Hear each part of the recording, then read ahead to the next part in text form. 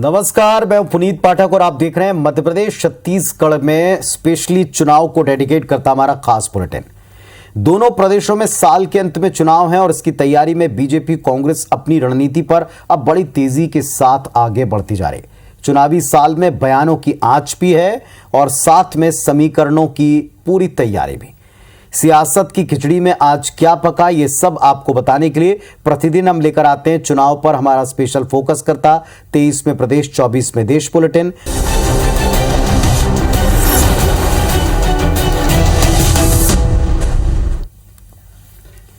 चलिए अब आते हैं आज के बड़े मुद्दे पर। साल के अंत में विधानसभा के चुनाव मध्य प्रदेश में भी है और छत्तीसगढ़ में भी।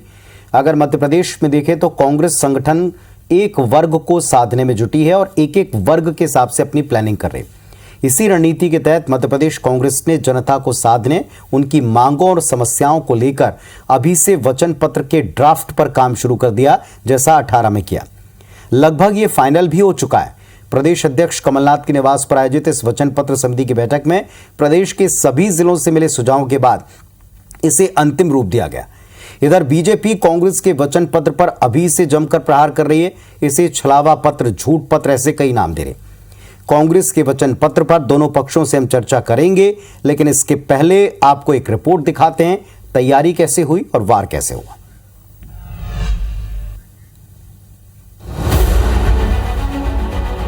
₹500 में सिलेंडर, महिलाओं को 1500 रुपए प्रति माह भत्ता, बहाल होगी पुरानी पेंशन योजना। लीजिए, मिशन 2023 के लिए कांग्रेस का एक्शन प्लान तैयार है। एक बार फिर वो उसी रणनीति के तहत चुनावी मैदान में उतरने का मन बना रही है, जिसके सहारे उसने 2018 में बाजी जीती थी। सोमवार को भोपाल में प्रदेश कांग्रेस अध्यक्ष कमलनाथ के आवास पर वचन पत्र समिति की बैठक हुई, जिसमें कांग्रेस के दिग्गज नेताओं ने मंथन किया और वचन पत्र के फाइनल ड्राफ्ट को तैयार किया। वचन पत्र समिति की बैठक खत्म होने के बाद कांग्रेस नेताओं ने दावा किया कि विधानसभा चुनाव में ये वचन पत्र गेम चेंजर साबित होगा। कि हमारी सरकार बनते ही हम ओल्ड पेंशन स्कीम को तुरंत सबसे पहले लागू करेंगे। हमारी माताएं बहनें जो महंगाई से परेशान है, उनको 500 रुपये में सिलेंडर उपलब्ध कराएंगे और हमारी बिना किसी पारदर्शिता के साथ, बिना लोगों में बंटवारा किए 1500 रुपये प्रति माह हमारी बहनों को हम उपलब्ध कराएंगे। और सबसे महत्वपूर्ण, जो भारतीय जनता पार्टी की सरकार वर्तमान में है, इनने हमारी किसान कर्ज माफी योजना को बंद किया था, उसको भी हम तुरंत लागू करेंगे। कांग्रेस का दावा है कि अगर विधानसभा चुनाव में उसकी जीत होती है तो कांग्रेस पार्टी सरकार में आते ही इन वायदों को पूरा करेगी। चुनाव के लिए कांग्रेस प्रदेश स्तर के साथ साथ जिला स्तर पर भी अपनी वचन पत्र तैयार करेगी। इधर बीजेपी नेता कांग्रेस के वचन पत्र पर अभी से जमकर निशाना साध रहे हैं। कोई इसे छलावा पत्र कह रहा है तो कोई इसे ठग पत्र बता रहा है। वो वचन पत्र नहीं, छलावा पत्र है। पिछली बार वो जो छलावा दे चुके हैं, धोखा दे चुके हैं, उसकी पुनरावृत्ति करने की कोशिश है। ये इनका ठग पत्र है। जनता को ठगने के लिए ये फिर से प्रचारित करेंगे। तो अब जनता ठगने वाली नहीं है।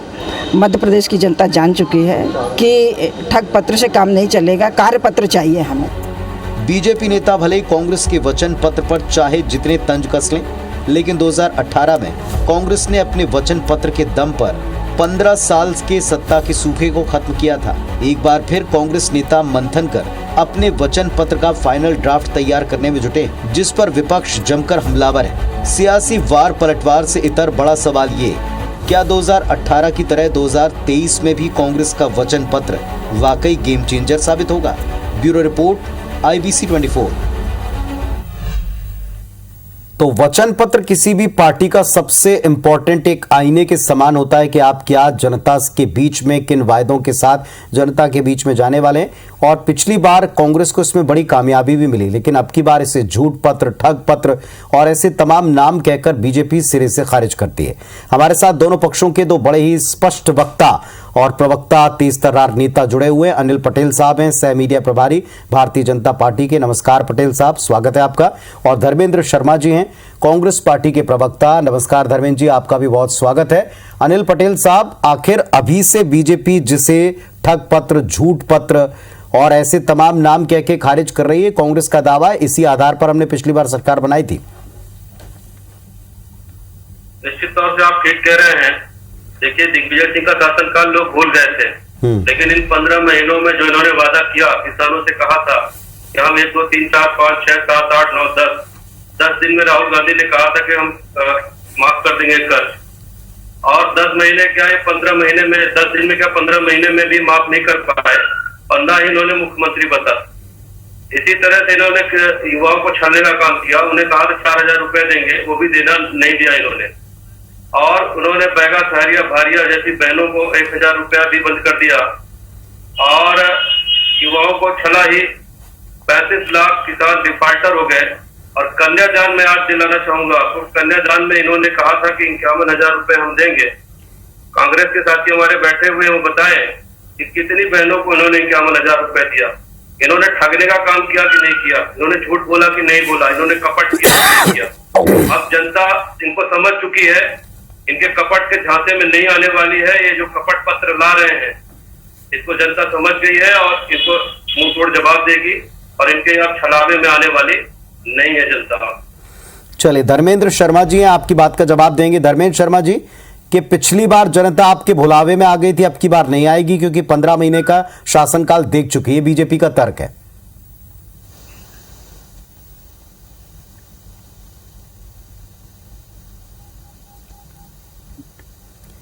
शर्मा जी, मेरी आवाज मिल पा रही है आपको?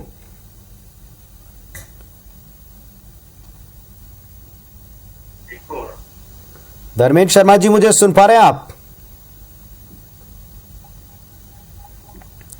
चलिए, मुझे लगता नहीं है कि मेरी आवाज उन तक पहुंच पा रही है, लेकिन अनिल पटेल साहब, अगर बीजेपी इतनी कॉन्फिडेंट है कि यहां जो भी वो वायदे कर रहे हैं उसका कोई असर नहीं होगा, तो आप अभी से उसको इतना जबरदस्त तरीके से क्यों कंडेम कर रहे हैं? क्योंकि वायदे तो दोनों पार्टियां करती हैं और पिछली बार एक झटका बीजेपी को मिल चुका है इस बाबत। क्या आप इसे इतने हल्के में लेंगे, या ये केवल अभी उनको, उनके धार को कम करने के लिए आपकी स्ट्रेटेजी है?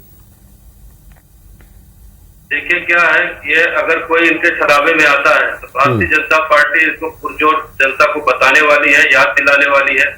अगर कोई भूल भी गया है तो हम इसको भूलने नहीं देंगे। हम जनता को बताएंगे कि कैसे इन्होंने पूरे देश का, पूरे मध्य प्रदेश का बंटा ढाक कर रखा था दिग्विजय जी ने, और 15 महीने की सरकार इन्होंने जनहितैषी योजनाएं, चाहे प्रधानमंत्री आवास योजना हो, उसका मैचिंग ग्रांट नहीं दिया और उन्होंने छलने का काम किया, झूठ बोला, और चाहे फिर बहुत सारी योजनाएं थी, दर्शन योजना हो या संबल योजना हो, उनको भी बंद करने का काम किया। और इसके द्वारा निश्चित तौर से गरीबों को जो लाभ मिलना चाहिए, जो अंतिम पंक्ति पर बैठा व्यक्ति, उसको लाभ मिलना चाहिए, कहीं ना कहीं उसको कांग्रेस की सरकार ने और कमलनाथ जी ने छलने का काम किया और लोग वंचित रह गए। तो ये हम भूलने नहीं देंगे, जनता को याद दिलाते रहेंगे। लेकिन पटेल साहब, कांग्रेस पार्टी ने यह भी कहा है कि आप अभी से उनके महिलाओं को दिए गए वचनों से डर गए। 500 रुपए में गैस सिलेंडर से डर गए, 1500 रुपए जो प्रतिमाह देने की बात की, आप उससे अभी से डर गए, और इसी वजह से आप अभी से इसे खारिज करने की कोशिश कर रहे हैं, जो कामयाब नहीं होगी। डरने का काम तो कांग्रेस कर रही है।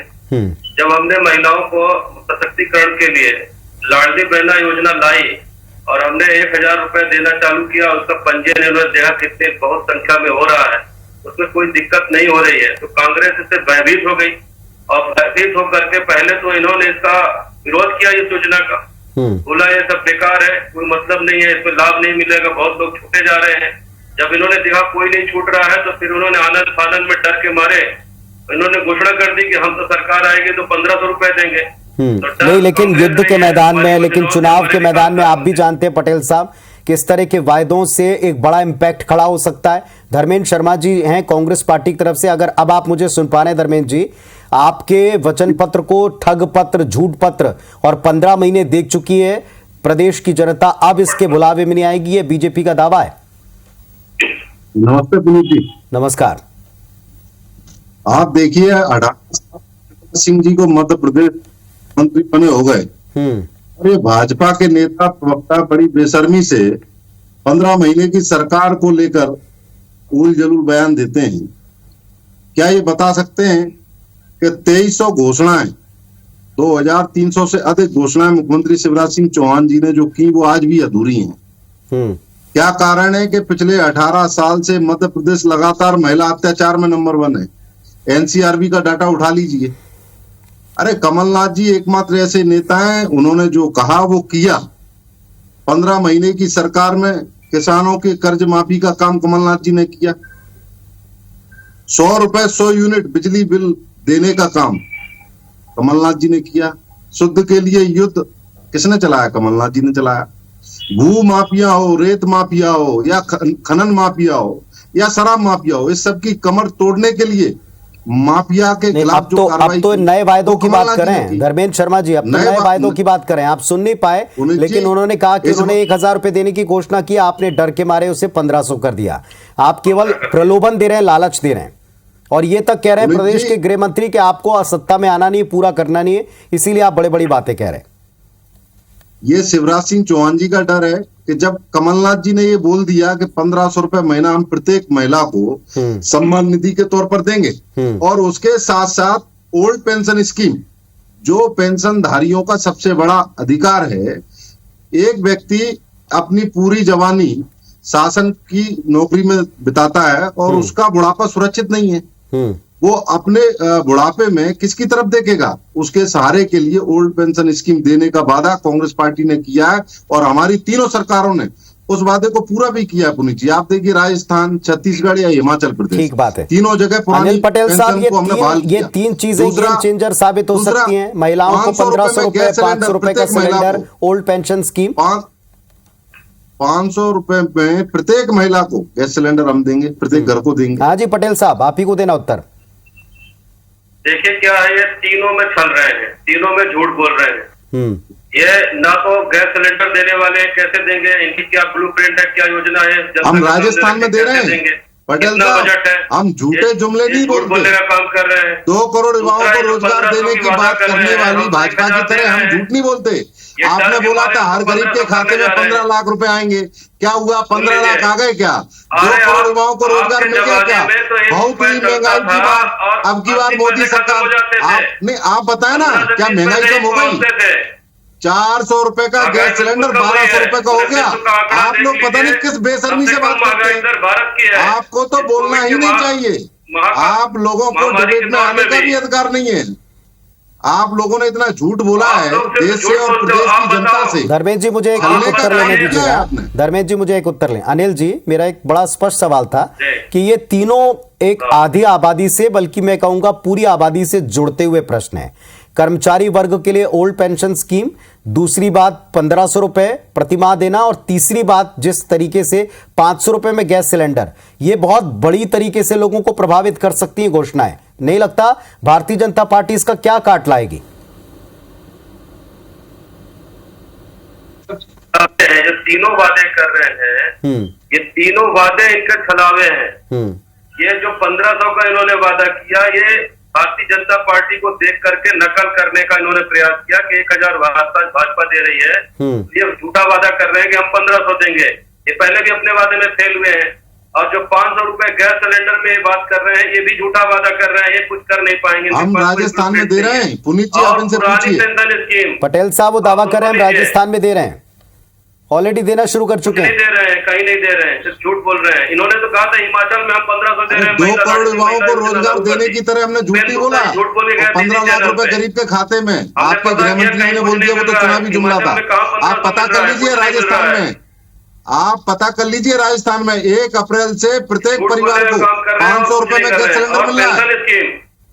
देखिए पेंशन और ओल्ड पेंशन स्कीम के लिए भी आप पता कर लीजिए हमारे तीनों राज्यों में, राजस्थान, छत्तीसगढ़, हिमाचल प्रदेश।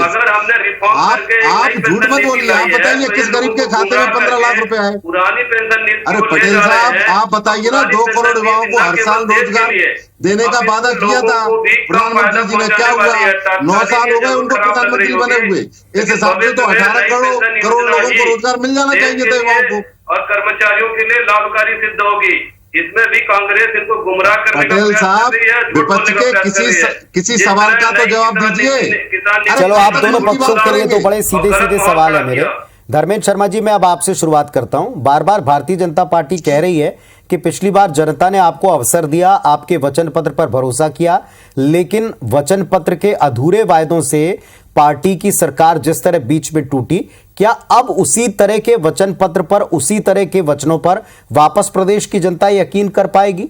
बाकी स्टेट छोड़ दें, अकेले मध्य प्रदेश में आप देखें पूरा बीजेपी संगठन लगा हुआ है अपनी सरकार के कामों के प्रचार के लिए, महिलाओं के लिए, नई योजनाओं के प्रचार प्रसार के लिए।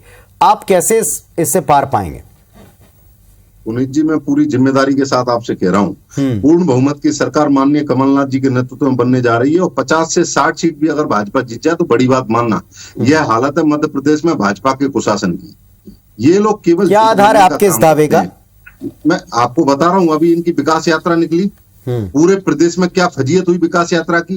इनके विधायक मंत्रियों के चेहरे पर कालिक पोतने का काम जनता ने किया। अभी 2 दिन पहले ग्वालियर आए थे शिवराज सिंह चौहान जी, कल ही आए थे, 2 दिन पहले नहीं, कल शिवराज सिंह चौहान आए थे। महिलाओं ने उनका कितना विरोध किया। आशा उषा कार्यकर्ता बहनों ने जमकर नारेबाजी की, बोले शिवराज नहीं कंस है, इस तरीके के नारे लगे। तो ये आपकी 3 योजनाएं, ये 3 योजनाएं, 3 घोषणाएं पर्याप्त हैं? इनके आधार के ऊपर आप बना लेंगे सरकार? नहीं, 3 नहीं, बहुत सारी घोषणाएं हैं जो कमलनाथ जी ने कहा है। हम किसानों की कर्ज माफी भी करेंगे, जो इन लोगों ने नहीं किया। इन्होंने छल के साथ सरकार बना ली। हमारे ग्वालियर अंचल के एक व्यक्ति, पर उसके लिए तो बड़ा संशय डाला ना, उन्होंने कहा कि इसमें शर्तें लगा दी थी सरकार में आने के बाद में, 50,000 तक का कर्ज माफ किया, 2 लाख तक वाला कर्ज माफ नहीं किया, ऐसी कई शर्तें लगा दी थी। पुनीत जी, ग्वालियर में जिनके कारण ये सरकार गिरी, उन्होंने कहा था अतिथि विद्वानों के लिए मैं सड़कों पर उतरूंगा। हाँ। वो अतिथि विद्वान आज भी सड़कों पर बैठे हैं, टेंट लगाकर धरना दे रहे हैं, और वो नेता उस तरफ झांकते तक नहीं है। तो ये झूठ बोलने का काम ये लोग करते हैं। जनता की बनी हुई सरकार, जनता के वोटों से। अनिल पटेल साहब, अब आपकी बारी, अब आप उत्तर दें। नोटों से आप क्या इनका विकल्प ढूंढेंगे या आप खारिज करके इन घोषणाओं की कोई प्रति घोषणा ही नहीं करने वाले? आप तो सरकार में हैं, पेंशन स्कीम के ऊपर भी आप ऐलान कर सकते हैं या बात कर सकते हैं, या महिलाओं को लेकर के जो योजनाएं वो ला रहे हैं, और सबसे बड़ी बात सिलेंडर की जो हर महीने की जरूरत है। आपको लगता नहीं कि इसका कोई असर पड़ेगा? क्या बीजेपी इसका उत्तर देगी जनता के बीच जाके? देखिए, भारतीय जनता पार्टी सबका साथ सबका विकास करने वाले दल है, और अंतिम पक्ष पर कैसे बैठे व्यक्ति को लाभ पहुंचा जाए, इसके लिए हमने योजनाएं बनाई हैं। हमारी तमाम योजनाएं हैं जिसको लेकर के हम जनता के बीच में जाने वाले हैं। जैसे उदाहरण के लिए आवास योजना, ये तो इंदिरा गांधी आवास योजना ले आए थे, इनकी योजना का क्या हासिल हुआ? ये एक ग्राम पंचायत में एक योजना भी नहीं दे पाते थे।